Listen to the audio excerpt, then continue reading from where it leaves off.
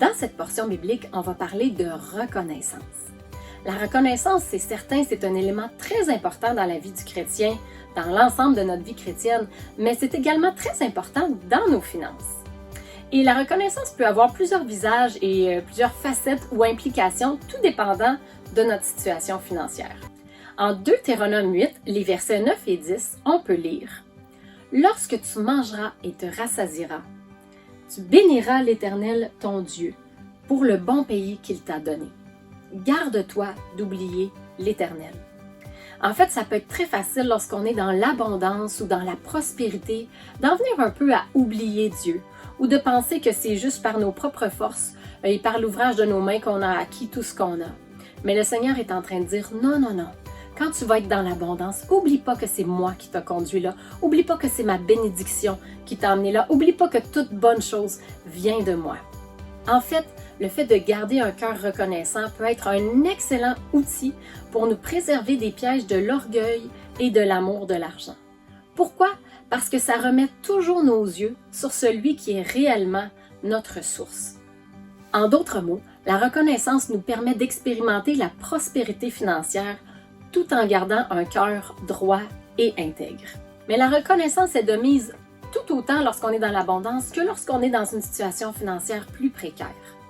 On peut lire en Philippiens 4, 6, dans la version Parole de vie, « Ne soyez inquiets de rien, mais demandez toujours à Dieu ce qu'il vous faut.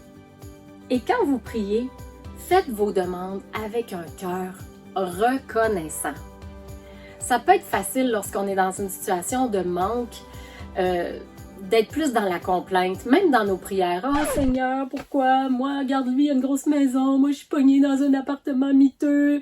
Pourquoi tu fais rien pour moi? » Ou de tomber dans la complainte de toutes sortes de façons. Mais le Seigneur nous dit non, je veux pourvoir à tes besoins, mais je veux que tu me demandes en ayant un cœur reconnaissant. Et il y aura toujours des raisons pour lesquelles être reconnaissant. Avez-vous un toit au-dessus de votre tête? Je penserais que pas mal 100% des gens dans la salle ont un endroit où habiter. Avez-vous des vêtements? Ouais, je pense que tout le monde en a. Avez-vous de la nourriture sur votre table chaque jour? Voici déjà 3 bonnes raisons pour lesquelles vous pouvez être reconnaissant.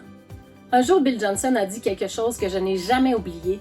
Il a dit « Si vous n'êtes pas reconnaissant pour la saison dans laquelle vous êtes, vous n'êtes pas qualifié pour la prochaine saison. » Voulez-vous vous qualifier pour une saison de prospérité financière? Commencez donc par être reconnaissant pour les choses que vous avez déjà aujourd'hui, ici, maintenant. Et en étant reconnaissant, vous allez probablement même découvrir quelque chose d'extraordinaire qui va se passer.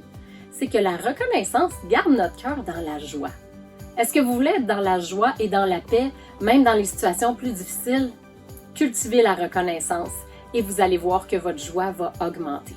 Alors, qu'est-ce qu'on attend pour dire au Seigneur un grand merci Seigneur pour toutes tes bénédictions? Amen.